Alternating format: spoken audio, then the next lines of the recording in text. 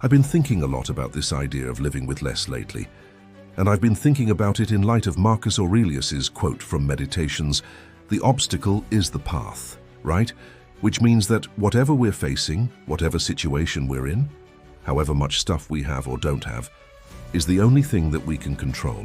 So the question to ask yourself, I think when you're thinking about what you own, what you possess, is, does having this thing make me freer, or does it make me more of a slave to it? And that's what we're going to talk about today. This is Stoic philosophy. If you want more from life, if you want to live better, if you want to be inspired by great stories and great examples from the past, all of that stuff, you've got to start now. You've got to take action. But we know that taking action is hard because we have this destructive tendency to procrastinate. We all do. We put off doing the important things until later. We say, tomorrow I'll start that project. Tomorrow I'll work out. Tomorrow I'll read that book. Why tomorrow? Just do it today. That's the way to get ahead in life. The problem is we keep putting things off. Tomorrow I'm going to do it. Well, then we die and they write an obituary that says he had plans for the future. Let's not let that be us. Let's take action today. Let's live this life fully. That's why we have these daily emails. They're there to remind you to get up and do it. To sign up, it's totally free. The link is down below. It's just a quick sign up, and then every day you'll get this email to help inspire you to take action to live better. You can unsubscribe at any time, but I hope you stick around. Let's get started. Epictetus was born into slavery. He was born in Greece, I think sometime in the 1st century AD, and he was a slave for most of his life. Now he did eventually gain freedom, but he was horribly mutilated in one of the wars that was going on at the time. He lost one eye and he lost part of his nose. His hand was damaged so that he could no longer grip things really well. But even with those limitations, he went on to have a very fruitful life. He had a career as a philosopher. He traveled all over the Greek world. He visited Rome many times. He spent time with some of the most influential people of his age, including the Emperor Hadrian. But through all this, Epicurus remained poor. He never accumulated much wealth, certainly didn't accumulate much property. And yet he had everything he needed. He wasn't burdened by possessions. He wasn't enslaved by things. He was rich in other ways that mattered. He was loved by his students. He was admired by his peers. He had good friends. He had access to the best ideas of the ancient world. He wasn't shackled by things. He was a free man. And it's easy to look at someone like Epictetus and say, wow, what a great life he lived, right? Or someone like Seneca, who was also very wealthy, but he had to step back and say, wait a second, is Seneca's wealth actually an impediment to his freedom? Because Seneca couldn't do certain things because he was rich, he had to worry about his reputation. He had to worry about protecting his property. He had to worry about defending his wealth. And that made him less free. And you could also look at Epictetus and say, hey, wait a second. Being a slave necessarily makes you unfree. How can you possibly be free if you're owned by another person? And the answer is that it's not about the thing itself. It's about how we relate to the thing. It's about whether the thing is master or servant to us. Does it serve us or do we serve it? Does it lead us or are we leading it? That's the question.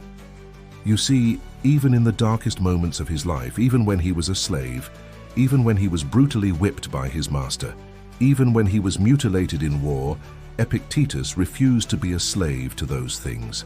He chose how he would react to them. He chose to make them his servants, not his masters. He said, look, this thing happened to me, but it doesn't control me. It doesn't define me. It doesn't make me a victim. It's my choice how I respond to this. It's my choice how I move forward from this. So it's not the thing itself, it's our relationship to the thing. It's our mindset. It's what we choose to do about the thing. It's what we decide to learn from the thing. And that's what makes us truly free. When we look at the things that we own, when we look at the stuff that surrounds us, the question we have to ask ourselves is, are these things enriching my life, or are they becoming idols in my life? Are they helping me or are they hindering me? Am I moving toward freedom or am I moving toward slavery? That's what we have to consider. And in general, I think we can all agree that the more stuff we own, the more stuff we have to take care of, the more stuff we have to worry about, the more stuff we have to protect, the more stuff we have to defend, the less free we are. Having less buys us freedom. It lets us pursue the things that really matter. It lets us concentrate our energy where it needs to go. It helps us focus on what's important.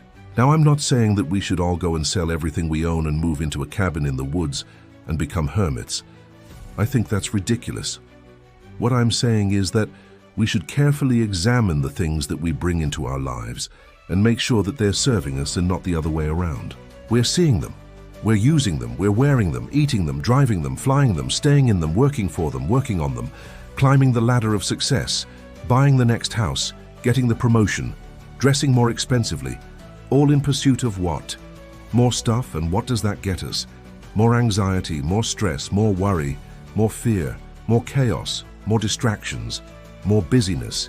Marcus Aurelius writes in Meditations that the secret to happiness is to want what you have, to be content with what you have, to find joy in what you have. That's how we beat consumerism. That's how we overcome the urge to constantly buy new things, to constantly chase after the next big thing, to constantly try to fill the void inside of us with things on the outside.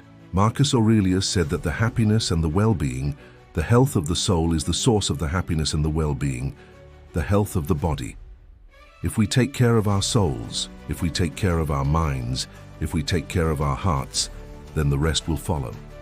When we stop chasing after more and more and more, when we stop trying to buy happiness, when we stop trying to buy love, when we stop trying to buy respect, when we stop trying to buy acceptance, then we're free. Then we can live big. We can live vibrantly. We can live richly. We can live abundantly with far less. So let's ask ourselves the question, do we really need what we have, or do we just want it? Do we really need this other car, or do we just want it? Do we really need that bigger house, or do we just want it? Do we really need to travel more, or do we just want to? The difference between need and want is a very important distinction.